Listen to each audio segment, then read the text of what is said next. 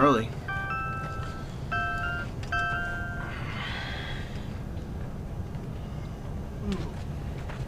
What's up, man? Damn, you're here early. Yeah. Like nobody else here. Yeah, had some work to do. So. Well, wanna grab some lunch? Alright.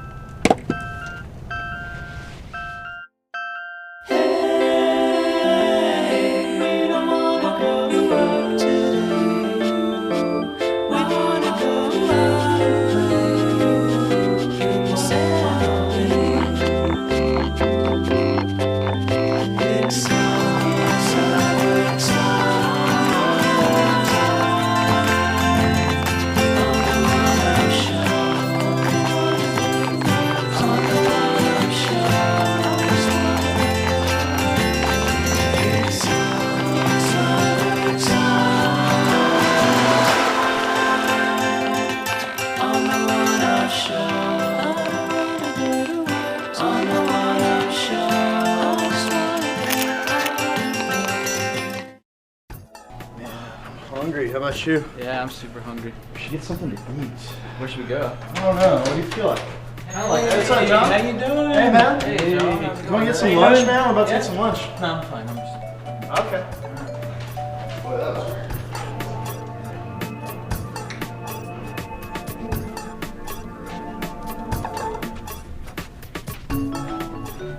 Hello. Hey, Hi. how you doing? Good. All right.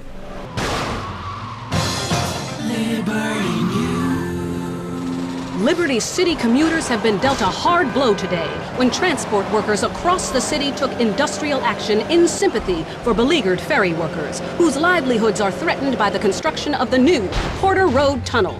Neither side in this battle seems keen to give any ground. Union Chief Jane Hopper said yesterday that she will bring the mayor to his knees before she's licked.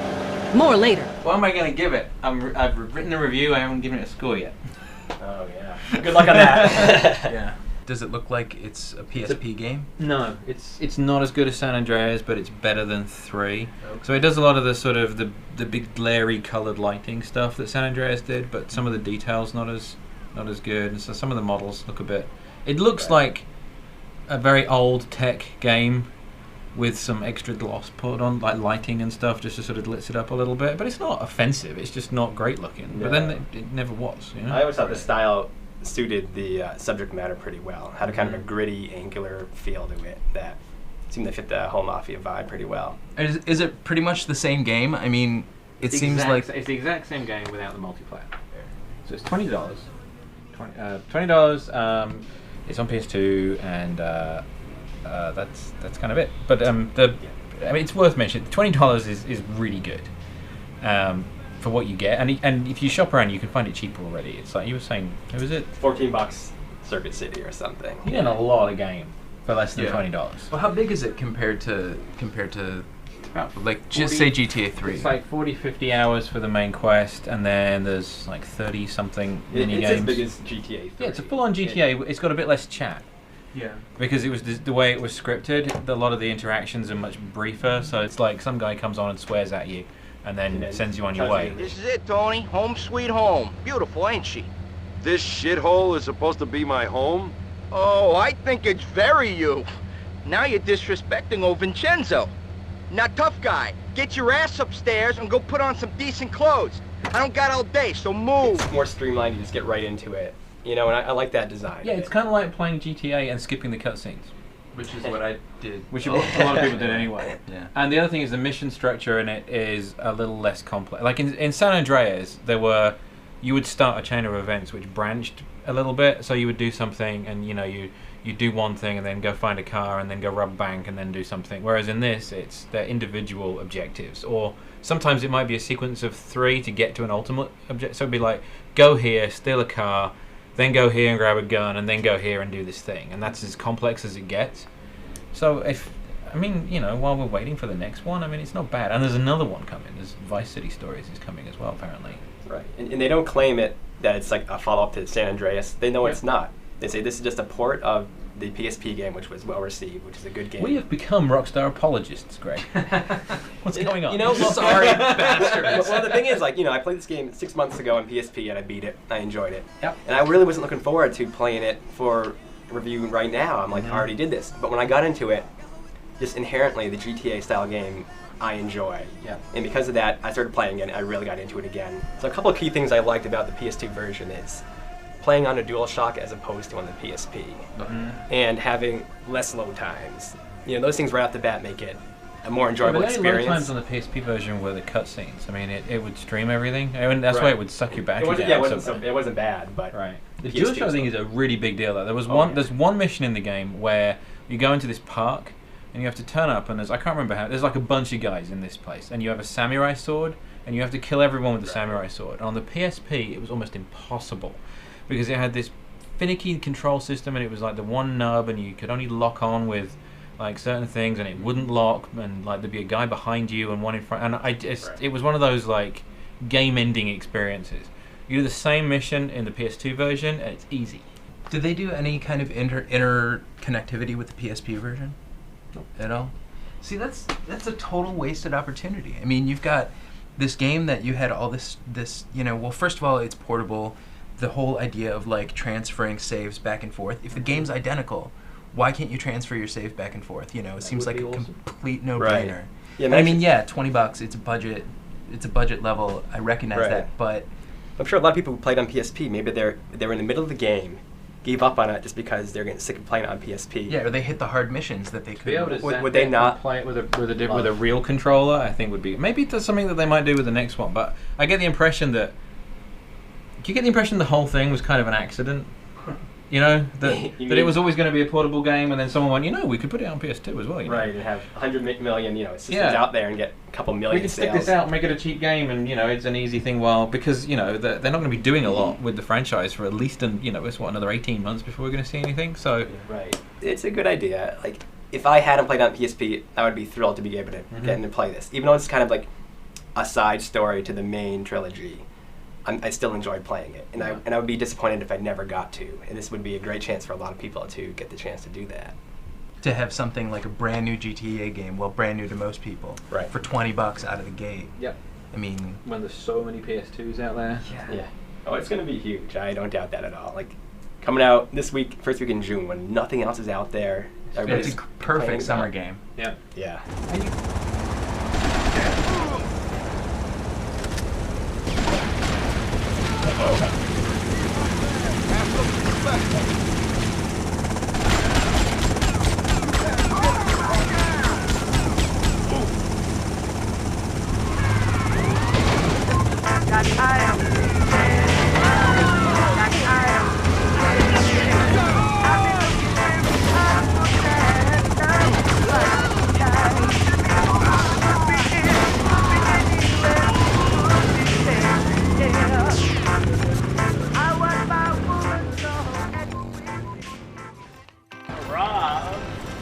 Speaking of Rob, where has he been, dude? Like, I haven't seen him for a I while. think he went to Chicago to visit Patrick and check out the symphony. Oh, whoa. Hey, Ryan. Hey, what's up?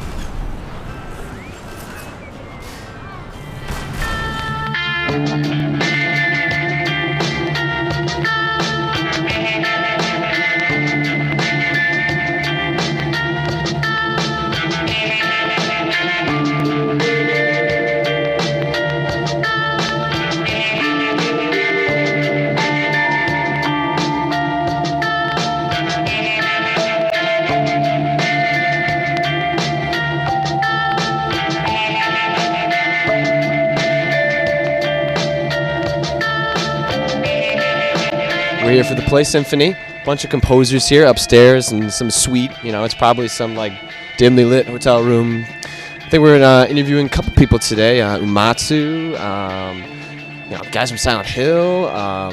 That's not a lot of pressure, right? So I think we're supposed to interview them. It's gonna be great. I don't know much. I can't play music. Like I can play Guitar Hero though. And I can play a mean Guitar Hero. But real music, not so much. So, I'll just make it up on the fly. It'll be good. The concert should be interesting. That's tonight. We'll have some more on that. And then, The elevator is up ahead. I'm going to go on it. I'm going to embarrass myself and one up, and I'll probably be fired after this segment's over. And it's really going to be a great time, and you guys get to watch the flames.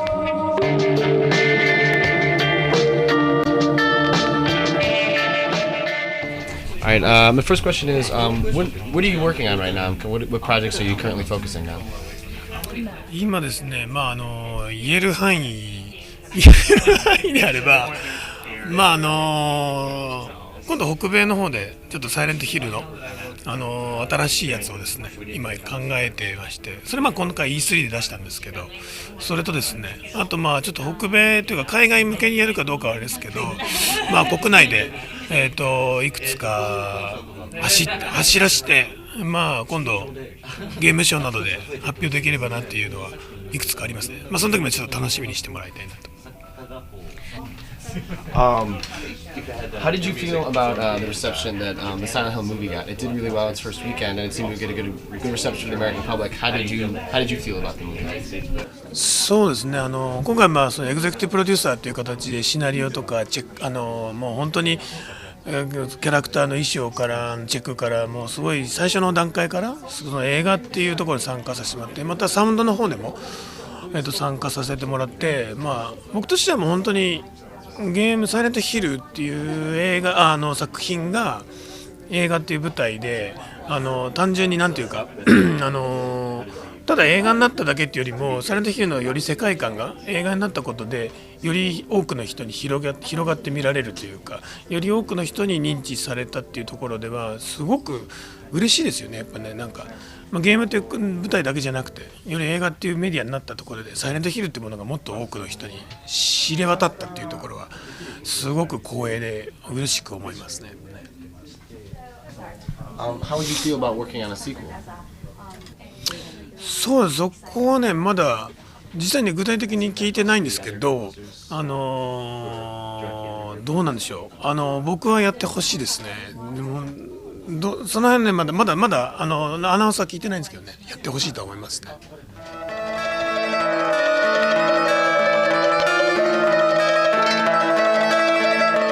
Like, with Silent Hill, the original composer was involved. Is that something you'd like to see happen with? Well, Halo? What can I say? It's Hollywood. I don't have any decision making there. I'm crossing my fingers. I would love to see. I'd love to be actually involved in some way. That would be an honor. Would be great. Now that you have kind of, these kind of concerts are happening, does that change your approach to music at all? Now that you understand that these are being performed like this, like is that subconsciously in the back of your head, this is going to be performed like a real orchestra, maybe? I've been a big proponent of real orchestra and live music, no matter what I've worked on, whether it's movies or games or commercials. I still am going to use electronics when I think electronics are appropriate. I'll mix them in with live orchestra where I think that works. I can only think about one thing at a time, so I'm going to only think about the game. I'm only going to think about how to compose for the game, how to make the game really as good as possible.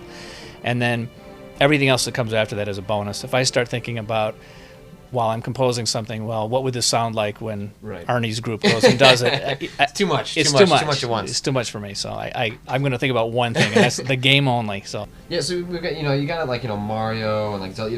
Things that are like simple orchestrations that become much more complex for something like this. Right. Whereas yours doesn't really make too much of a transition. Yeah, as a matter of fact, all the pieces that are being played tonight from Halo were originally written for orchestra. Okay. Not necessarily the exact orchestra that's here tonight, which is what's fun about orchestral music. You can sort of rearrange and reorchestrate for whatever people you have. But these were already big orchestral pieces that were performed by live orchestras, but in the recording studio. So it's still a different thing to hear them performed live on stage in front of an audience. That's really, really a thrill.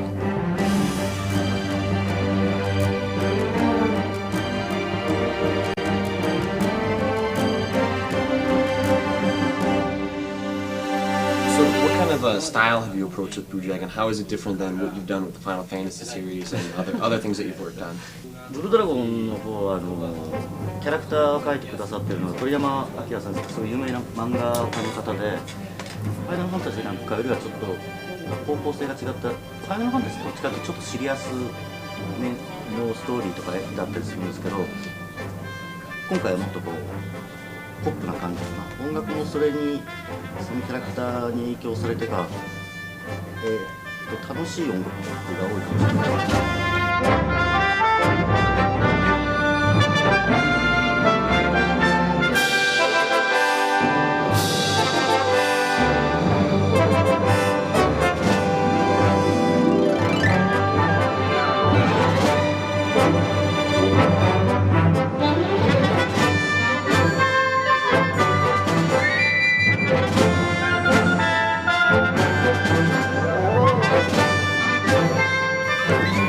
Did you take any influences away from American artists compared to Japanese artists and composers of like video game music or just music in general? 誰でしょうね。ゲーム音楽の作曲家っていうよりはやっぱり映画なんかから見た影響を受ける方が多いですよね。個人的にはアメリカの作曲家だと今ダニエル・エルフマンいるんですよ。誰だど忘れしちゃったな。What do you take away from Danny Elfman? What of his style is so appealing? スタイルが曲自体はそんなに似てるとは思わないんですけど、スタイルが非常によく似てるんですよね。クラシックのオーケストラを使いながらもロックの要素を取り入れたり、ポップな要素を取り入れたりっていう、あそこら辺の音楽に対する取り組み方がこの人はすごく自分と近いなと思うことだと思います。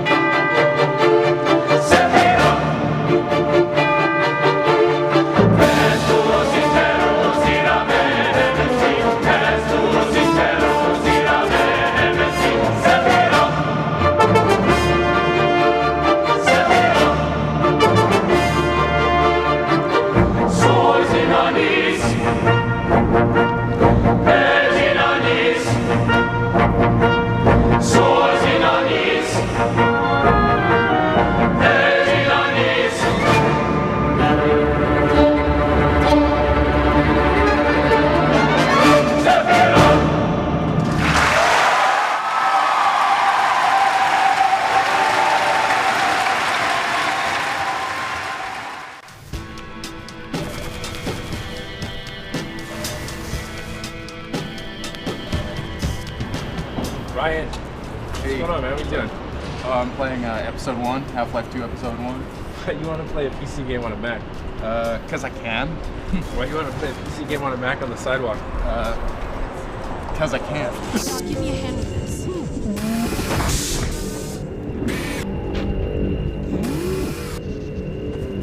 Okay. A little to the right. There we go. Hold it there. We got it. Dad. Alex, where are you? Please, God, tell me you're out of the city. I played through it once on normal, played through it once again with the commentary running, and this is my third time through, and I'm playing on hard, and it's fucking awesome. I played it twice too. Once straight, once commentary. Nice. Everyone's question, like from the get-go, is this game worth $20? You know, because the whole thing attached to episodic content. But I think the rad part is that when you're playing it, when you're done, you're not asking if it was worth your money. You're asking like, why is 5 months such a long time for the next episode? You know, what is this secret technology that Dr. Kleiner says is working on? Is it the same project that's going on in the Arctic that Dr. Mossman talks about? Or whether there's anything remaining that could compromise our work, if it were discovered by the Combine. We'll need to take a close look at it, of course, but I should be able to give a better opinion within a few hours. If the site is where we think it is, then it should be no more than...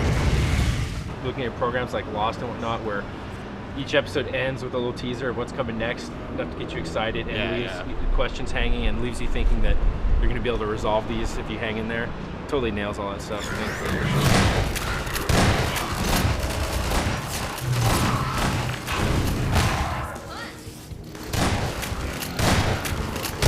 I think that a lot of the reason that the game has slowed down, or it feels a lot tighter than before, is because obviously Alex is with you 100% of the time this time, you know. Right.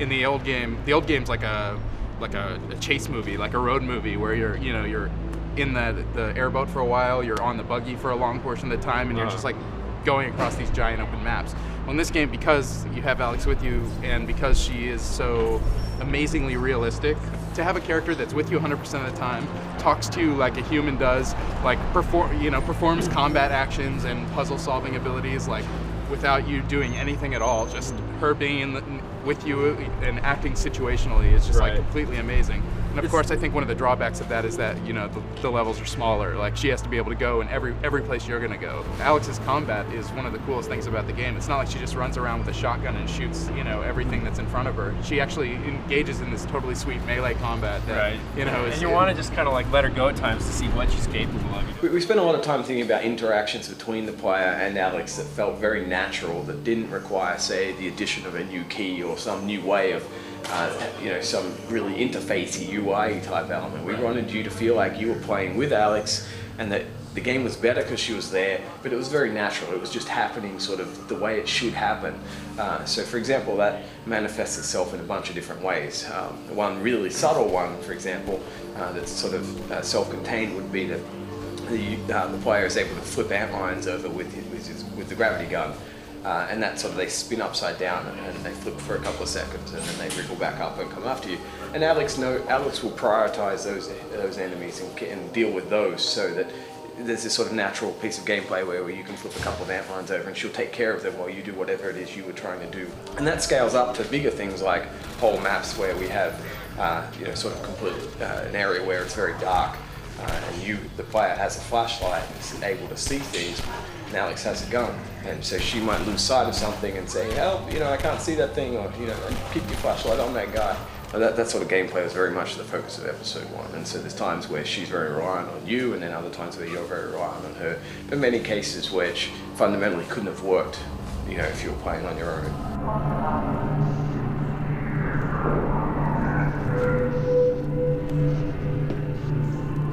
What the hell are those things? Totally works for me. Care about her, never annoyed by her. She's never bossy or bitchy. Right. But the downside of those is that the more life I think that they're breathing into her, the less alive Gordon seems. Just because his extent of his interaction is pointing a gun at things. So you know, I've seen the complaints elsewhere, but it's kind of like, you know, he's an autistic weapon where she's saying goodbye, pressing her hand on the glass of an elevator as you're leaving, and all you can do is you're saying, you know, point your gun at her. Yeah, that's it. It's not like any other developer that I can think of has put out a game with a character that you would even ask those questions about. Yeah, that you're like, yeah, you don't, you know, yeah, there hasn't really been a game where you're like, why isn't there a hug button or something like that, you know? Okay. Well, this might not be as easy as I thought. The first time you played Half-Life 2, you're moving from Ravenholm to the coast, and that's bleak in its own way, to the smashed out city, to inside the Citadel, and these were all very new environments at the time. Right. Now they're familiar. It's nice to see how they've changed and stuff after the Cataclysm, but it's like, I definitely want to see some of these all new areas, you know. I think they could have pushed it more, you know, I mean, in some ways, like the antlions, where in Half-Life 2, you had that fun mechanic where you're avoiding them, you don't want to stir them up from the sand, have them chase you, and then after that you can control them. Here, really, the only new thing they did with them is have it so that, you know, they come out of the ground, you can block their exit holes. Yes. But it's like, these are the guys that I would almost expect, like, well, they find some new nuance to their behavior. You get a pheromone pod that masks you from their scent. You can actually go through their cavern and see what they do. That would be what if they're like army ants, they could bivouac and create bridges out of their own bodies and stuff like that. I mean, it's like, other developers, I wouldn't expect that, but it's like, you know, Valve and they've thrown so many curveballs at us that it's like I was kind of hoping for that sort of thing.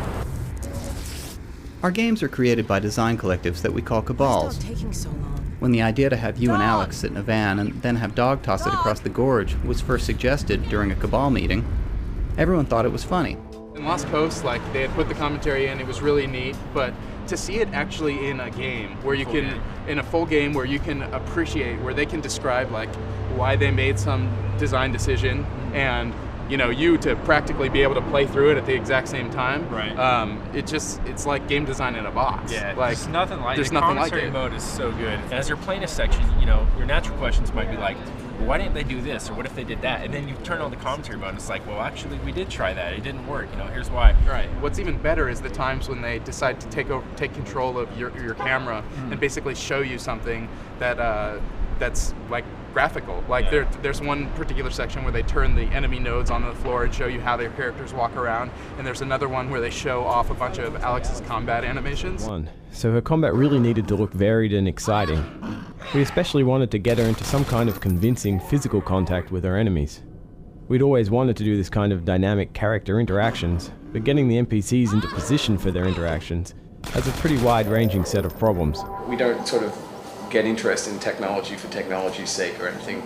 If it's a piece of technology or a piece of art, we're going to do it because the game requires it for a very specific reason and it makes that game better. If you didn't already like the game and think that, oh wow, Valve is a smart, bunch of guys that like are developing a really cool game, like the commentary like seals that fact. Yeah. And what was cool for me is after I watched the commentary, I just wanted to play it again. A lot of people are concerned about the fact, oh, is it 3 hours? Is it 4 hours? Is it 6 hours? I think I finished it my first time through in 4.5, and then on hard, my friend played through it on hard first, right? And it took him like 6 hours. So your mileage will vary, your time will vary, but I think there's enough meat in there that you'll want to play through it once. You'll probably want to play through it again for the commentary, and it feels like a roller coaster ride that you could just keep going and going and going again and still enjoy it. And that's what, like, again, it's like the disclaimer is like a lot of people would think that as being a negative characteristic of the game. I find myself saying the same thing. It's like this roller coaster ride, but then you got to stop and say, wait a minute. Like, I mean that in the best possible terms.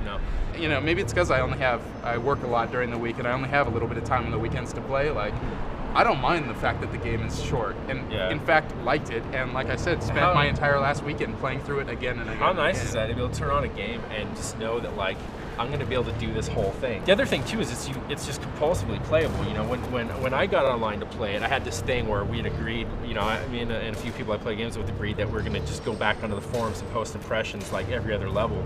And so once we started, it was like, all right guys, ready to go, let's start. And then it was like 5 to 6 hours later, I went back to the forums and no one had posted because it was all like, we just started playing it and it was like, we're just gonna play this, it's too much fun to go back and tell people about it yet. The fact that Sin came out right before it, and this is the big testing phase for episodic content, and you're like, I'm not so sure about this anymore. It's like I haven't even finished Sin episodes, and I'm wondering if 6 months down the line I'm gonna be that eager for another episode.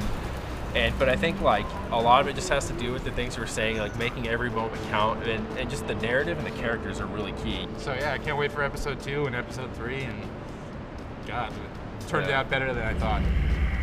Gordon, you did it! The containment system's back in place. It won't last forever, but at least we bought a little time.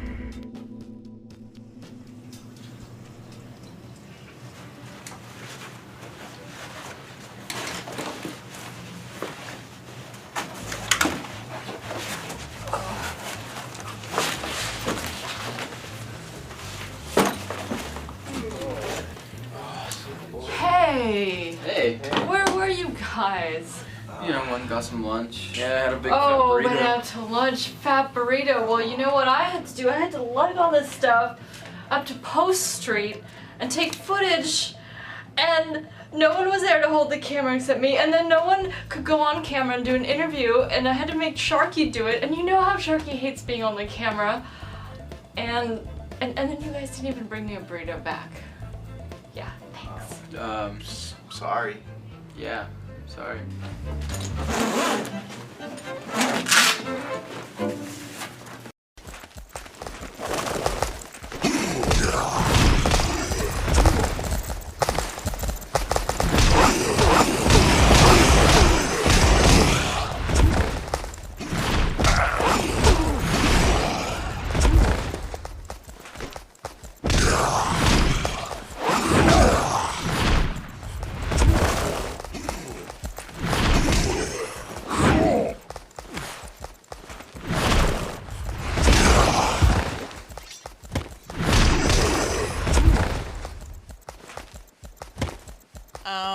So what are some of the plans that you guys have for online? We actually have quite a few plans in store for Dark Kingdom. Really? Yeah, imagine that.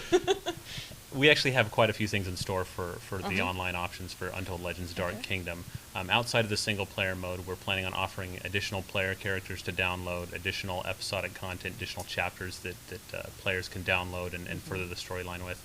And then beyond that, things like cooperative play and versus play in arena-type settings. Okay. Have you guys had a chance to, are there any plans on the pricing structure yet? Do you know what you're going to do? For the multiplayer? Well, and for any of these online things, like the character? Yeah, we plan on offering, we're not ready to announce the specifics of how much things are going to cost, but we will be offering features that are both pay to purchase and also free to download. So there'll be a selection. Okay. Do you have any idea yet which things fall into which category? Not that we're Nope. ready to discuss All right right. now. Sorry.